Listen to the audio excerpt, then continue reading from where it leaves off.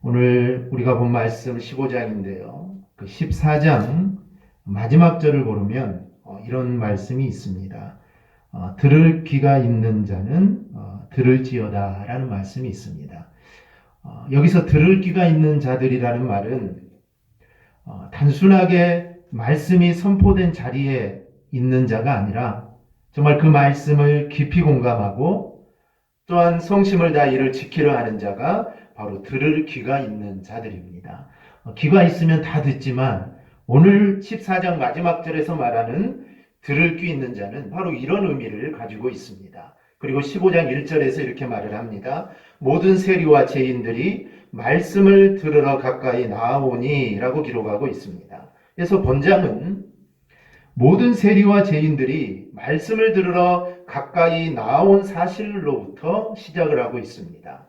이렇게 14장과 15장을 연결해서 보면 바로 이들, 즉 세리와 세리들이 주님의 말씀을 듣고 또 그 말씀을 마음에 새기고 지키고자 힘쓰던 자들이었음을 바로 우리가 알 수가 있습니다.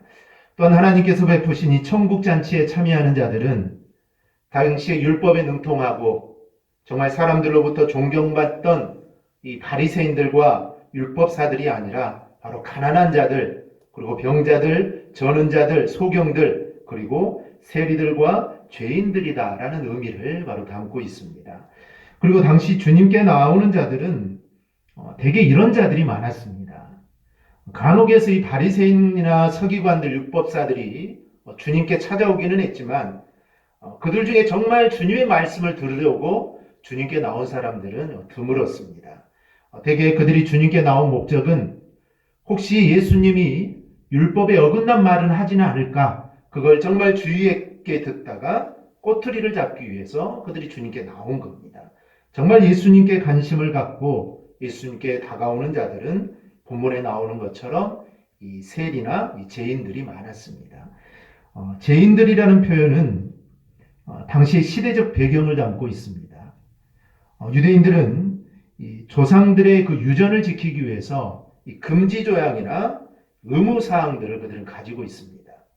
그래서 이를 지키지 못하는 사람들, 특히 직업적으로 이를 지키기 어려운 사람들이 있습니다. 우리나라도 마찬가지지만 직업상 주의를 잘 성수하지 못하는 그런 직업군들이 몇 군데 있습니다. 그런데 이 당시 예수님 당시에는 직업적으로 잘 하나님의 율법을 지키지 못하는 사람들을 가리켜서 이 사람들을 죄인들이다라고 이렇게 그들은 부르게 됩니다.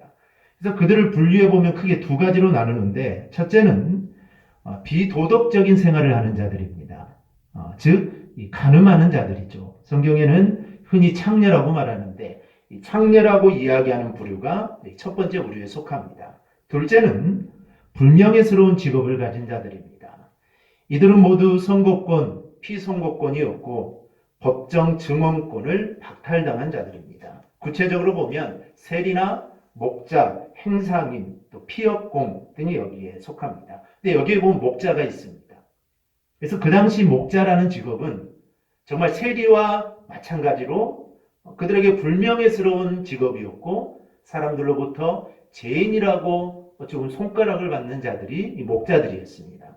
그런데 예수님의 탄생을 제일 먼저 들은 자는 바로 이 목자입니다. 그래서 이 사실을 우리가 보더라도 예수님이 이 땅에 오신 것은 정말 낮은 자, 그리고 사회에서 정말 죄인이라고 취급당하는 자들을 위해 오셨음을 우리가 또 성경을 통해 알 수가 있습니다. 이들 중에 대표적으로 부정한 자가 바로 이 세리와 이 창녀입니다. 이 세리는 영어로 이 텍스 컬렉터라고 하는데, 즉 세금을 걷는 사람입니다. 지금으로 말하면 국세청 직원이죠. 지금은 좋은 직업이지만 그 당시에는 그렇게 좋지 않았습니다. 세리는 이 백성들이 로마에 바쳐야 하는 세금을 자신들이 먼저 선납을 합니다. 그래서 로마에서 1월달 아니면 이번 달에 세금이 얼마다 그러면 자기 돈으로 먼저 선납을 하죠. 그래서 돈이 없으면, 재산이 없으면 세리를 할 수가 없습니다. 그래서 먼저 선납을 하고 그 다음에 백성들에게 그 이상을 징수를 합니다. 그러다 보니 로마에게 세금 100만 원을 내고 나중에 주민들에게 200만 원을 거두면 어떻게 되겠습니까? 그 차액이 자기의 돈이 되는 겁니다. 그러니 세리들은 더욱 악랄하게 세금을 거둘 수밖에 없습니다. 즉 많이 거두면 거둘수록 자기의 돈이 되기 때문입니다. 그리고 나아가 그렇기 때문에 이런 세리들은 나아가 로마의 동족을 파는 매국노라라고 이렇게 손가락질을 받게 됩니다. 이들이 얼마나 정말 철저하게 악랄하게 세금을 거뒀던지 당시 유대 사회는 이런 속담이 있습니다. 산속에는 이리가 있고 동네에는 세리가 있다. 즉 산속에 있는 이리와 동네에 있는 세리는 동급입니다. 세리란 이리처럼 정말 동족을 움켜쥐고 뜯어먹는 그런 존재였습니다. 따라서 법정에서도 세리는 증인이 될 수가 없습니다. 그리고 세리는 회당에 들어올 수도 없습니다. 지금으로 말하면 교회 가서 예배드리고 싶지만 세리는 교회에도 들어올 수 없습니다. 그리고 이들이 내는 헌금이나 자선금은 더럽다고 받아주지도 않았습니다. 심지어 당시의 최대의 욕이 이 세리 같은 놈, 이게 바로 그 당시의 최고의 욕입니다. 그만큼 세리는 부정한 사람의 대명사였습니다. 이건 부정한 정도가 아니라 유대인들의 입장에서 얼마나 얄밉겠습니까? 같은 동족끼리 이러니 얼마나 얄밉겠습니까? 이 창녀는 직업 자체가 부정한 일을 하는 사람들이었기에 부정하게 여기는 이 대표가 되었습니다. 그래서 보통 이 세리와 창녀라는 말을 많이 사용합니다. 또 세리와 죄인들, 이 말은 세리와 창녀 그리고 그런 부류의 사람들이다라는 뜻을 가지고 있습니다. 어쨌든 이 주님 주변에는 이런 세리나 창녀 같은 부정한 자들이 정말 많이 모여들었습니다. 그런데 주님은 이런 자들을 절대로 마다하지 않으셨습니다. 다른 바리새인들이나 율법사들은 이런 사람이 가까이 오는 것 자체를 싫어합니다. 왜냐하면 부정한 자들이 가까이 오면 자신까지 부정해지기 때문에 이들이 오는 것을 꺼렸지만 예수님은 그런 사람이 가까이 오는 것 절대 마다하지 않습니다. 오히려 주님은 이런 자들만 골라서 어찌 보면 찾아가는 듯한 그런 인상을 보여줍니다. 오늘 본문도 보면 예수님께서 이들을 영접하고 이들과 함께 음식을 잡수셨다라고 말을 합니다. 함께 식사하는 것, 이게 우리야 대수롭지 않지만 그 당시 함께 식사한다는 것은 단순한 행위가 아니라 동료가 된다라는 것입니다. 즉 세리와 식사를 같이 하면 나는 세리다라는 의미가 되고 창녀와 같이 식사를 하면 바로 나도 창녀다라는 그런 의미를 가지고 있습니다. 그렇기 때문에 주님이 바로 이 세리와 또 죄인들과 함께 식사를 한다는 것은 나도 그들과 동일한 사람이다라는 것을 사람들에게 보여주는 것입니다. 그런 의미에서 예수님의 식사하는 것, 죄인들과 함께 식사하는 것은 큰 의미를 가지고 있습니다. 그런데 이를 정말 고깝게 본 서기관들은 구시렁거리고 있는 것입니다.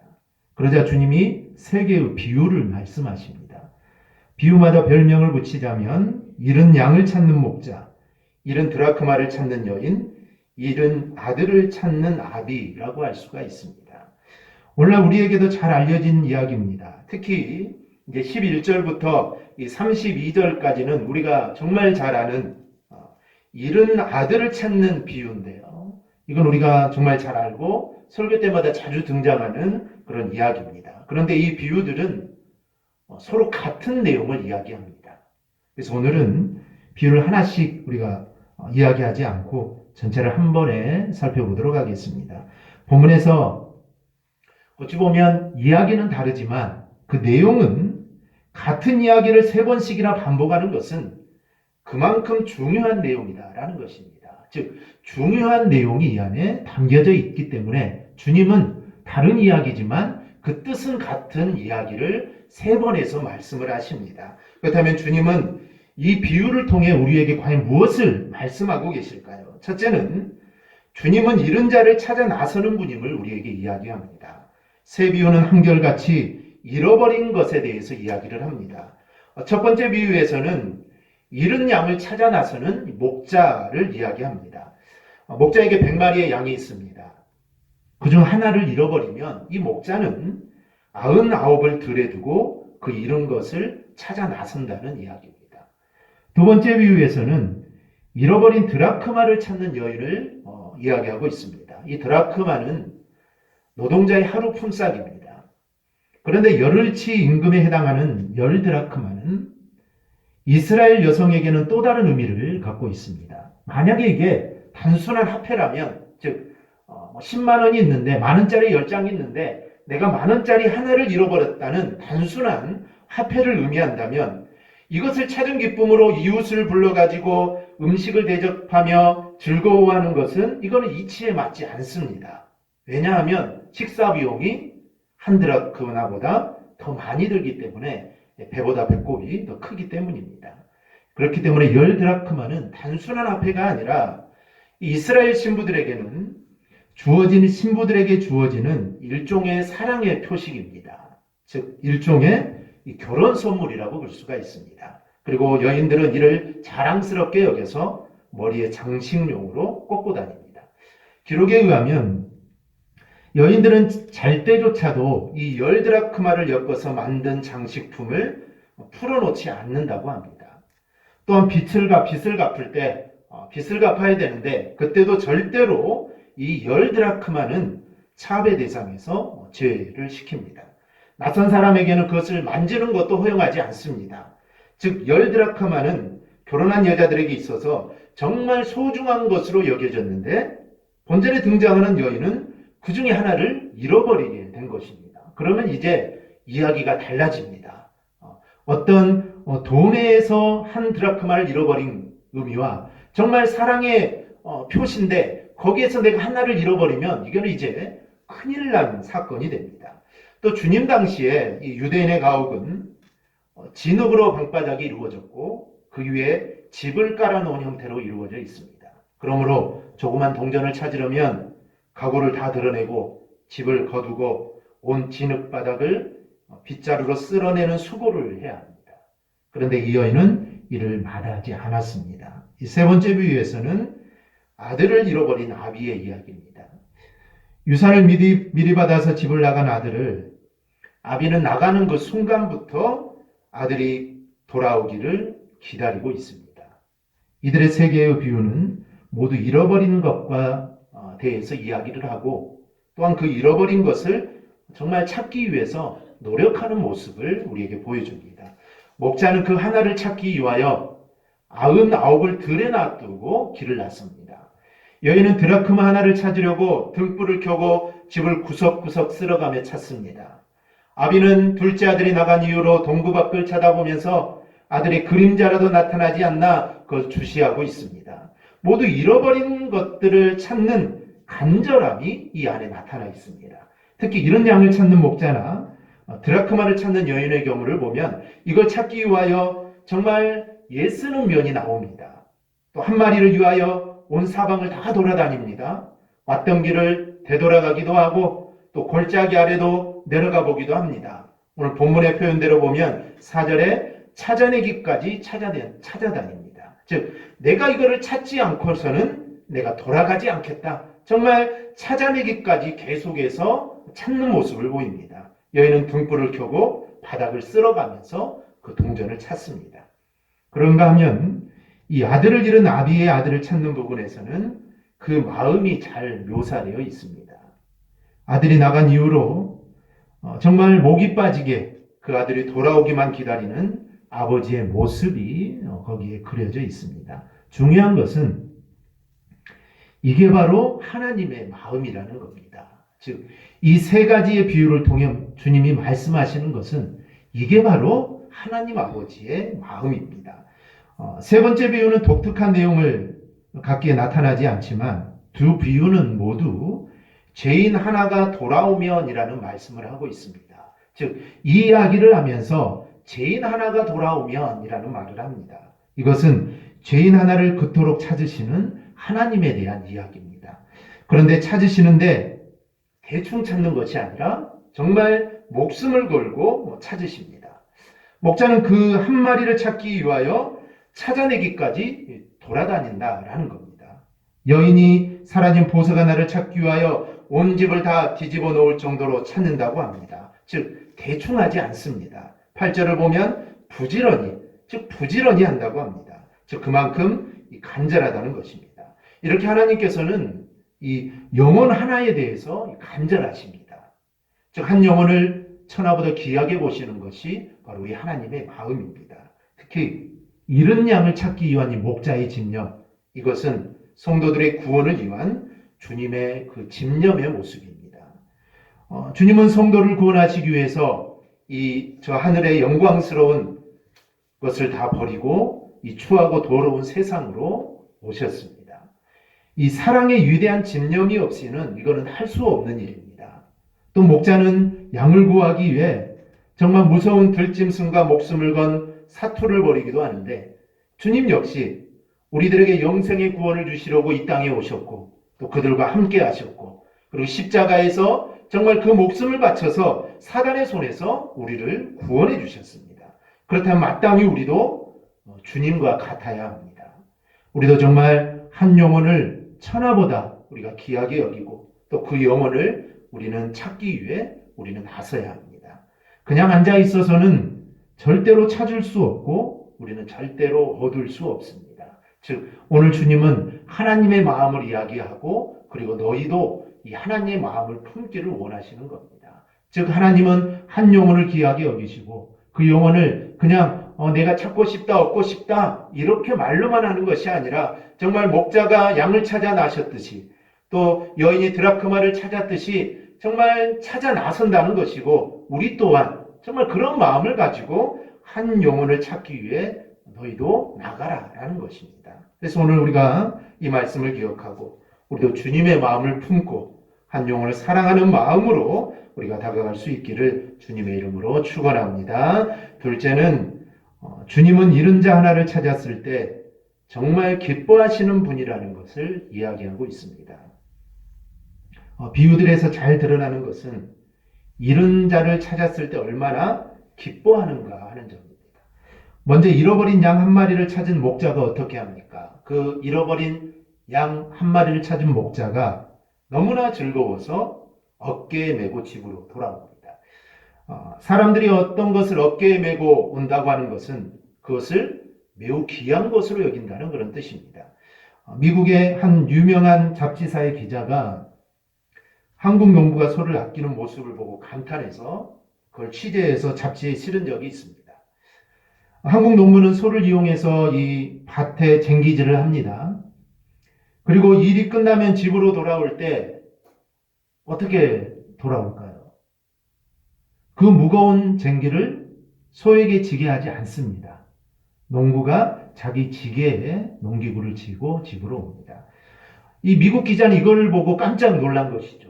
다른 나라 사람들은 소나 또 말을 하루 종일 부리고 집으로 돌아올 때도 가축 술에 농기구를 싣거나 가축을 타고 오는데, 이 한국 농부는 무거운 농기구를 자기가 지고 소를 편하게 해주기 때문이었다라는 것입니다.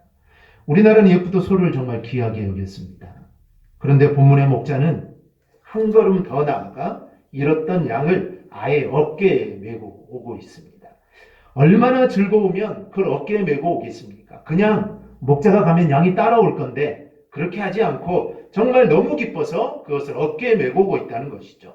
그리고 집에 돌아와서는 벗과 이웃을 불러 모아서 잔치를 벌입니다. 이런 양을 찾아노라 하면서 정말 벗들과 함께 즐거워합니다. 이런 양 하나를 찾는 게 목자에겐 이렇게 기쁜 일입니다. 드라크마를 찾는 여인도 마찬가지입니다. 애를 쓰며 찾던 그 하나를 찾으면 벗과 이웃을 다 초대해 놓고 즐겁게 음식을 나누며 정말 기뻐합니다. 즉 이런 둘째 아들이 돌아올 때 아비는 아예 잔치를 벌입니다. 이렇게 세 개의 비유는 모두 잃은 것을 찾았을 때 잔치를 벌이고 있습니다. 그만큼 잃은 것을 찾는 것이 기쁜 일이라는 것입니다. 그런데 이것은 바로 죄인 하나를 찾으시는 하나님의 그 마음을 지금 우리에게 표현해 주시는 겁니다. 7절을 보면 내가 너희에게 이르노니 이와 같이 죄인 한 사람이 회개하면 하늘에서는 회개할 것 없는 의인 99으로 말미암아 기뻐하는 것보다 더하리라. 10절도 보면 내가 너희에게 이르노니 이와 같이 죄인 한 사람이 회개하면 하나님의 사자들 앞에 기쁨이 되느니라. 바로 우리가 알아야 될 게 바로 이 점입니다. 하나님이 가장 기뻐하는 것은 죄인이 회개하고 돌아오는 것입니다. 이게 하나님이 가장 기뻐하는 것입니다. 특히 잃어버린 아들을 찾는 비유에서는 아버지가 어떻게 하는가에 대해서 잘 이야기를 합니다. 사실 잃어버린 아들은 단순히 잃어버린 게 아닙니다.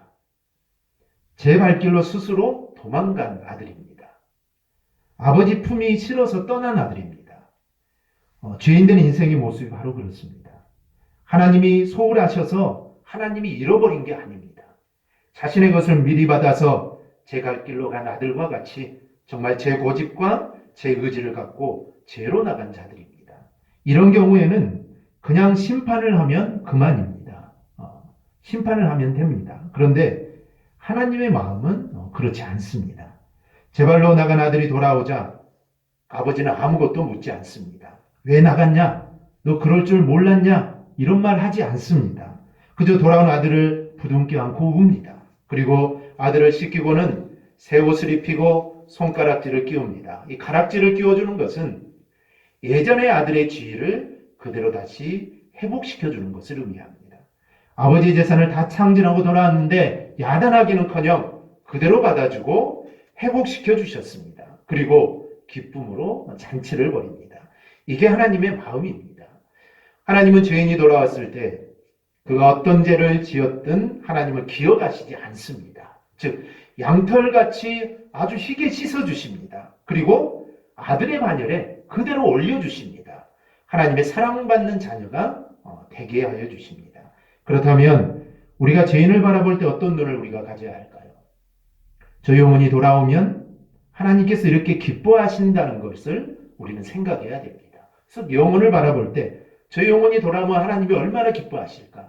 이런 마음들을 우리가 가져야 됩니다. 그리고 저 영혼이 돌아오면 그 지위가 나와 똑같은 하나님의 자녀가 된다는 점도 우리는 기억해야 됩니다. 바로 이것이 영혼을 사랑하는 마음입니다. 즉, 한 영혼을 바라보고 나서 정말 그 영혼이 하나님 품으로 돌아올 때 하나님이 얼마나 기뻐하실까? 정말 이런 마음들이 우리 안에 있을 때 그게 바로 영혼을 사랑하는 마음입니다. 그래서 우리도 정말 영혼 하나하나가 얼마나 귀한가를 우리는 알아야 합니다. 그리고 그 귀한 영혼이 하나님께 돌아오는 것보다 하나님이 더 기뻐하시는 일이 없음도 우리는 알아야 됩니다.